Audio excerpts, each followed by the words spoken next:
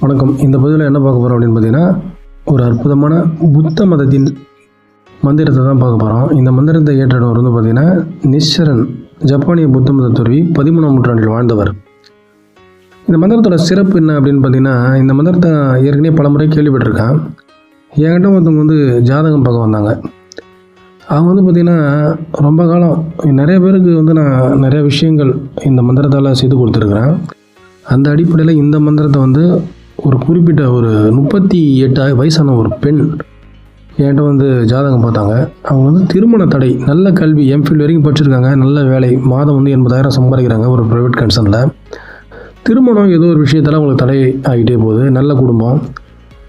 எதனால் அப்படின்னு சொல்லிட்டா, ஜாதகத்தில் வந்து பார்த்திங்கன்னா எல்லா கிரகங்களும் ரொம்ப அற்புதமாக தான் இருக்குது. கரெக்டான ஜாதகமானு கேட்டேன். ஆமாம், கரெக்டான ஜாதகம் தாங்க, நானும் பல ஜோதிடரை பார்த்துட்டோம் அப்படின்னு வந்து என்கிட்ட சொன்னாங்க.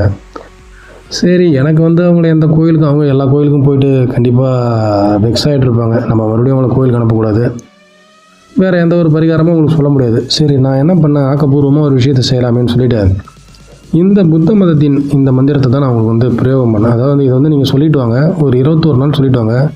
நிச்சயமாக உங்கள் வாழ்க்கையில் நீங்கள் எதிர்பார்க்காத ஒரு விதத்தில் உங்களுக்கு வந்து ஒரு மாப்பிள்ளை வந்து கண்டிப்பாக கிடைப்பார், உங்களை தேடி வருவார். அது வந்து ஏற்கனவே உங்களை பார்த்துட்டு போன ஒரு மாப்பிள்ளையாக தான் இருப்பார் அப்படின்னு நான் சொல்லியிருந்தேன். அதே போல் ஒரு 21 நாள், 19 நாள்லே அவங்க வந்து ஏற்கனவே பார்த்துட்டு போன இடம், 2 வருஷத்துக்கு முன்னாடியே பார்த்துட்டு அதுக்கப்புறம் வந்து ஏதோ ஒரு காரணத்தால் அந்த இடம் கைவிட்டு போயிடுச்சு. அந்த மாப்பிள்ளையே திரும்பி வந்தாங்க அப்படின்னு சொல்லிட்டு எனக்கு ஃபோன் அடிக்கும்போது எனக்குள்ளாரே ஒரு நிகழ்ச்சி. அது மட்டும் இல்லை, ஒரு தடவை ஒரு கேன்சர் பேஷண்ட் ஒருத்தவங்க இருந்தாங்க. அவங்க வந்து என்ன பண்ணாங்க அப்படின்னு பார்த்தீங்கன்னா, என்கிட்ட வந்து கேட்குறாங்க. அவங்க வந்து சென்னையில் ஒரு டீச்சர். அவங்க பேரை வந்து நான் சொல்ல விருப்பப்படல, ஒரு ப்ரைவேசிக்காக. ஆனால் ஸ்டோரி இதுதான் உண்மை. அவங்க வந்து என்ன பண்ணுறாங்க, அவங்களுக்கு கேன்சர் வந்து அப்போலோவில் இருக்கிறாங்க. இன்னும் ஒரு 21 நாளில் வந்து அவங்க டெத் ஆகிடுவாங்க அப்படின்ற மாதிரி ஒரு சுச்சுவேஷன் இருந்திருக்குது. எங்கள் வீட்டுக்கு வந்து என்னை ஒரு அண்ணன் வந்து தேடி வந்தார் எங்கள் தெருவில். அவர் வந்து என்னென்ன, தம்பி நீ ஜாதகம் பார்க்குறியாப்பா அப்படின்னாரு. ஆமாண்ணா அப்படின்னா. நீ வந்து என் கூட வந்து நெல்லிக்குப்பம் வரைக்கும் வர முடியுமா அப்படின்னாரு. நான் வெளியூர்லாம் வரமாட்டேன்னா, என்னுடைய வீட்டிலே வந்து வர சொல்லுங்கள். இல்லைப்பா, சம்மந்தப்பட்டவங்க வந்து வெளியில் இருக்கிறாங்க, அதனால் நீ வந்து பார்க்கணும் அப்படின்னு சொன்னார்.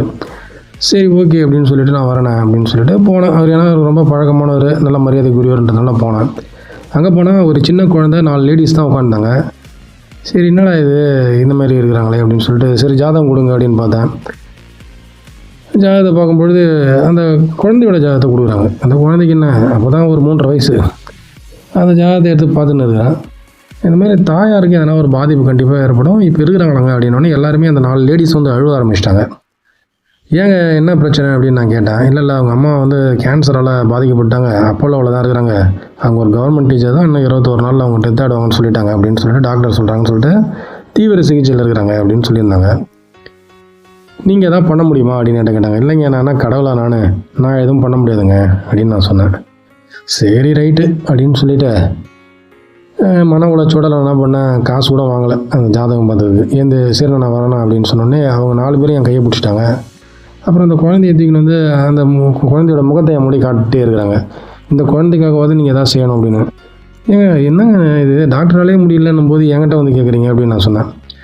சரி, அப்புறம் அவங்க எல்லாமே ஒரு மாதிரி ஃபீல் பண்ணதை பார்த்து நான் என்ன பண்ணேன், ஒரு நம்பிக்கையாக நான் என்ன பண்ணேன், இதே மந்திரத்தை தான் நான் உங்களுக்கு கொடுத்தேன். ஒரு பேப்பரில் எழுதி, இது யாரும் படிக்காதீங்க, இதை வந்து அந்த லேடிஸ், அந்த யார் பாதிக்கப்பட்டாங்களோ அவங்ககிட்ட எடுத்து போய்ட்டு கொடுங்க, அவங்க வந்து இந்த மந்திரத்தை வந்து தொடர்ந்து உச்சரிக்கணும், அவங்களுக்குள்ள ஒரு மாற்றம் ஏற்படும் அப்படின்னு நான் சொன்னேன்.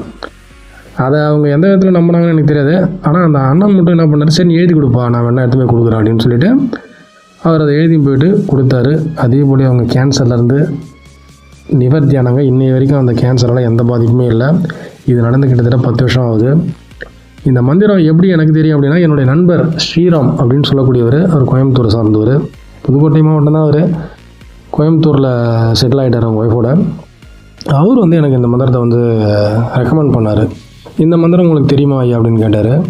நான் அதை வந்து நெட்டில் போய் சர்ச் பண்ணேன். அது உண்மையாலுமே பல அற்புதமான விளைவுகளை எனக்குள்ளார ஏற்படுத்தி பல பேருக்கு நான் இந்த மந்திரத்தை வந்து கொடுத்துருக்குறேன். அந்த அடிப்படையில் நம்ம சேனலுடைய நேயர்களை உங்களுக்கு இந்த மந்திரத்தை இன்றைக்கி நான் கொடுக்குறேன். அது என்ன அப்படின்னு பார்த்தீங்கன்னா, இந்த மந்திரம் தாங்க.